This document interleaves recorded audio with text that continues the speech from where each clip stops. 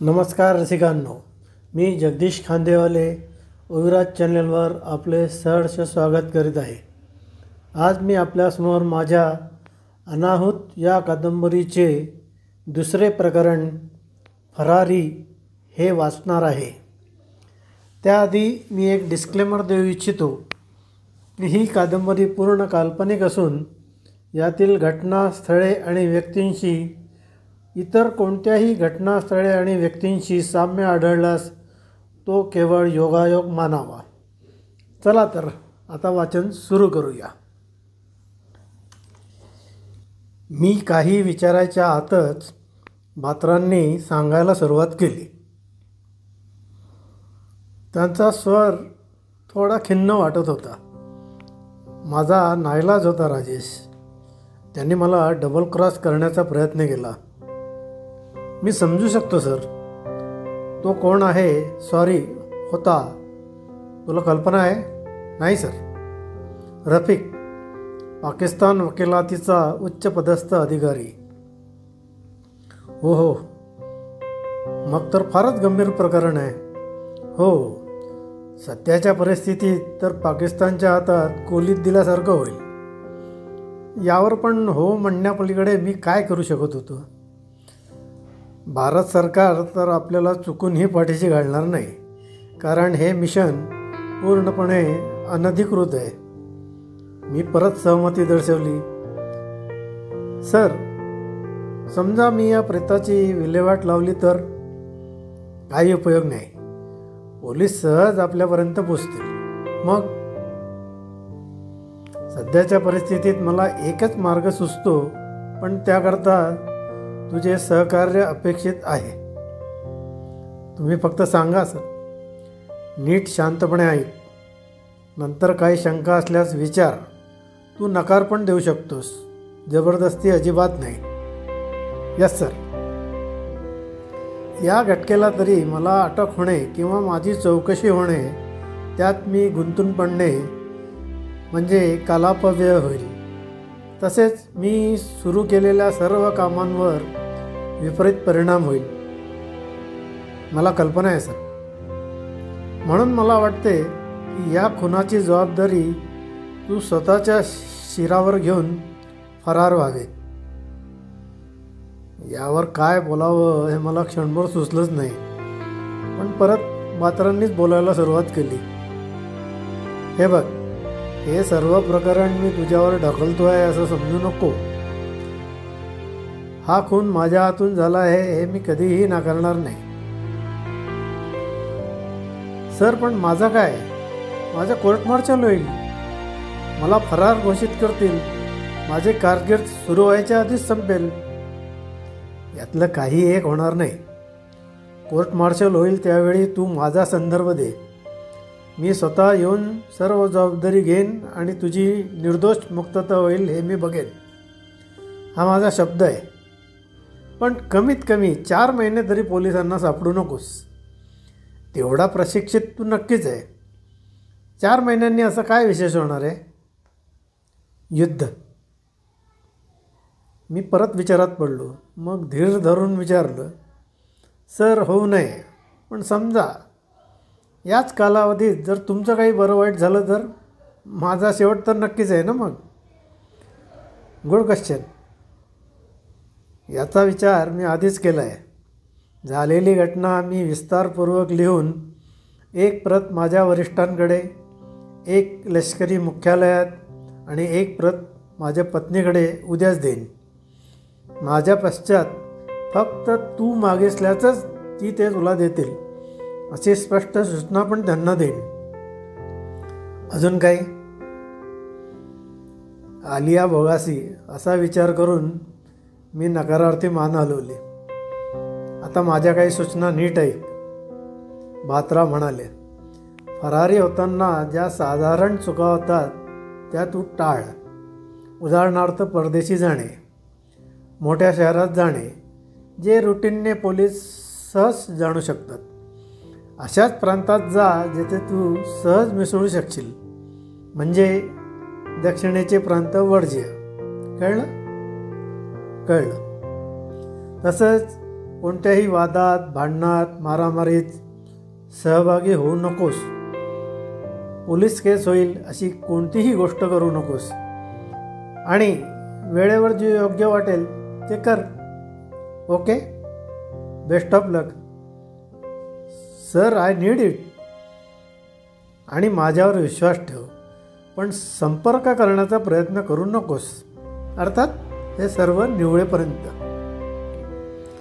Yes sir, असं म्हणून मी क्षणभर डोळे मिटले आणि जेव्हा उघडले तेव्हा बात्रा निघून गेले होते. ही सूटची किल्ली शोधली, हळूच दार उघडलं व कॉरिडॉरवर एक नजर टाकली. कोणीच नव्हतं. तसाच बाहेर आलो, दरवाजा लॉक केला. लिफ्टकडे जाताना लॉन्ड्री अशी पाटी लावलेली एक लहान रूम दिसली. तिथे भरपूर चादरी, टॉवेल, अभरे, कपडे वगैरे पडले होते. मी त्या पसाऱ्यात किल्ली फेकली. 4 लिफ्ट होत्या, त्यातील एकात शिरलो आणि खाली जात असताना मला बेलबॉय आणि सिक्युरिटी रूम नंबर 101 कडे पळत जाताना दिसले. मी वेगाने हॉटेलबाहेर पळत आलो.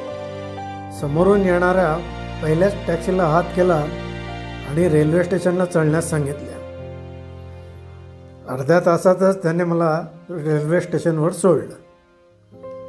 इंडिकेटरवर जयपूरला जाणारी ट्रेन 2 वाजता प्लॅटफॉर्म नंबर 3वर येणार असल्याचे वारंवार दाखवण्यात येत होतं. विशेष विचार न करता मी जयपूरचं तिकीट काढलं आणि प्लॅटफॉर्म नंबर 3कडे निघालो. अजून तब्बल 1.5 तास असल्याने प्लॅटफॉर्मवर विशेष गर्दी नव्हती. उतरत्या जिन्यालगत एक मोठा लाकडी बाक रिकामा होता. त्यावर बसून मी झालेल्या घटनेचा शांतपणे विचार करू लागलो, जो करायला मला आतापर्यंत अजिबात वेळ मिळाला नव्हता. बात्रा बोलण्याप्रमाणे वागतील याविषयी माझ्या मनात अजिबात शंका नव्हती. तसेच त्यांच्यावर फार मोठी जबाबदारी असल्याने त्यांनी घेतलेला हा निर्णय जरी माझ्यावर अन्याय करणारा वाटत असला तरी योग्य होता. या निष्कर्षावर आल्यानंतर मला थोडं मोकळं वाटू लागलं. अजून 3 दिवस तरी पोलिसांचा ससेमिरा सुरू होणार नाही असं मला उगीच वाटलं. कारण बात्रा शक्य तेवढा कालापव्यय करतील अशी मला खात्री होती. तसेच जयपूर तसं बऱ्यापैकी मोठं शहर आहे, तेथे आपण 2-4 महिने सहज काढू हाही विचार मनात डोकावला. मी प्लॅटफॉर्मवर आणि बाजूच्या जिन्यावर एकदा नजर फिरवली व त्या लाकडी बाकावर थोडा आईसपैस बसलो. तेवढ्यात मी इथे बसू शकतो का असा प्रश्न मला कोणीतरी विचारला. कोण विचारत आहे म्हणून मी बघितलं तर एक साधारणपणे माझ्याच वयाचा चांगला सुटाबुटातला तरुण मला विचारत होता.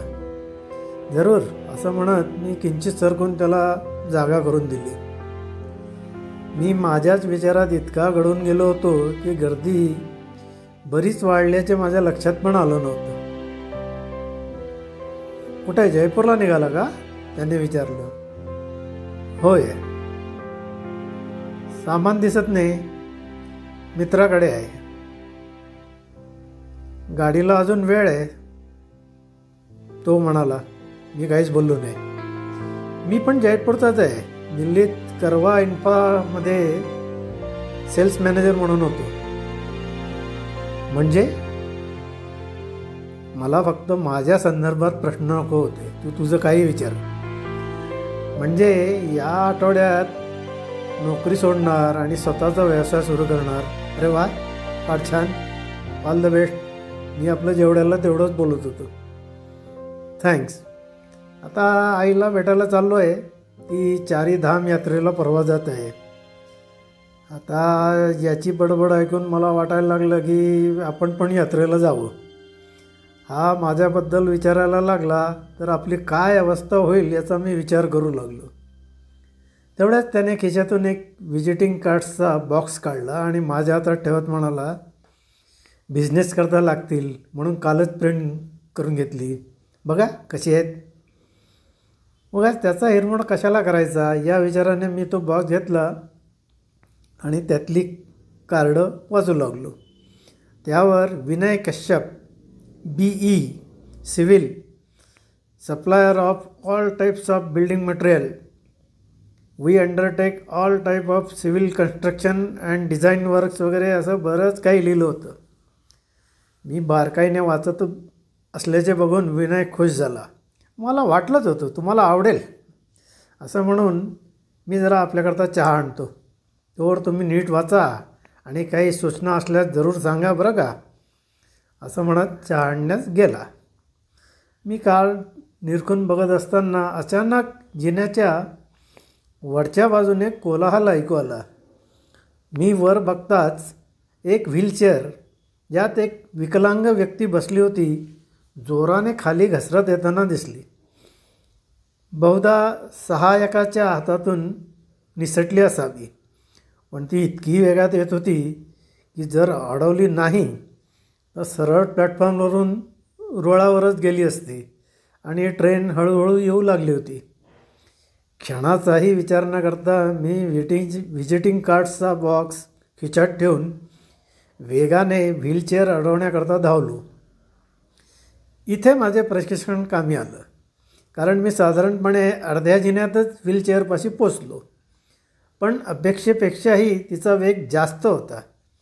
मी दोन्ही हात तिच्या हँडलवर ठेवून तिला मागे रेटण्याचा प्रयत्न केला, पण या गडबडीत माझा तोल जाऊन माझे डोकं जिन्याच्या रेलिंगवर जोरात आपटलं. त्यामुळे व्हीलचेअर माझ्या पायावरून उलटली आणि तिचा वेग कमी होऊन कठड्याला धडकून थांबली. एव्हाना बाकीचे लोक पण मदतीला धावले.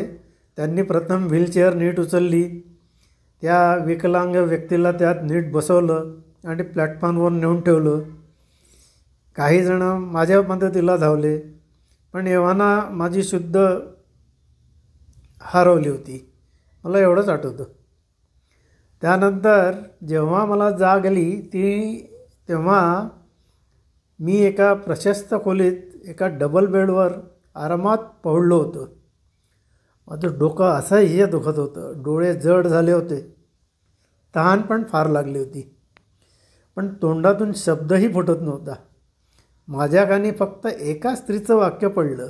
ती बहुतेक घरच्या नोकरांशी बोलत असावी. भद्री, तुला एक पण काम नीट करता येत नाही, असं काहीसे ती रागत म्हणताना मी ऐकलं. तेवढ्यात माझी परत शुद्ध गेली. त्यानंतर मला एकदम दुसऱ्या दिवशी सकाळी जाग आली तेव्हा खोलीत बराच उजेड होता. आता माझं डोकं दुखणं थोडंसं कमी झालं होतं. कसं बसं उठून बसण्याचा मी प्रयत्न करू लागलो. मला तसं करताना बघून एक युवती जी तिथेच होती मला थांबवत म्हणाली, तुम्ही अजिबात हालचाल करू नका, डॉक्टरांनी मनाई केली आहे. मी पाण्याची खूण केली. पाणी देताना मला तिने विचारलं, आता तुम्हाला कसं वाटतंय? मला अजूनही जीभ जड झाल्याने नीट बोलता पण येत नव्हतं. तरी मी प्रयत्नपूर्वक म्हणालो, मी कुठे आहे? सज्जनपूर. मी तर हो, तुम्ही जयपूरला जाणार होता, पण वेलजी काकांना वाचवताना तुमच्या डोक्याला आणि पायाला लागलं, त्यामुळे आम्ही तुम्हाला इथे आणलं. पायाच्या वेदना मला जाणवल्या नव्हतं म्हणून मी पायाकडे बघताच ती म्हणाली, पायाला काही फारसं लागलं नाही, फक्त हेअरलाईन क्रॅक आहे. तुम्ही? मी कविता. मी, वेलजी काका आणि सविता माझी बहीण काकांना घेऊन येत असताना बद्रीच्या गलथानपणामुळे हा अपघात झाला. पण बिन काही नाही विनय, आता तुम्ही फक्त आराम करा आणि हो, घरची काही काळजी करू नका. मला परत गरगरायला लागलं. रसिकांनो, हे होतं अनाहूत या कादंबरीचं दुसरं प्रकरण, फरारी. हे आपल्याला आवडले असल्यास कृपया लाईक करा, कॉमेंट करा आणि होईराज चॅनल सबस्क्राईब करा. तसेच मित्रमंडळींबरोबर शेअर करा ही विनंती. लवकरच पुढील भाग सादर करेन. धन्यवाद.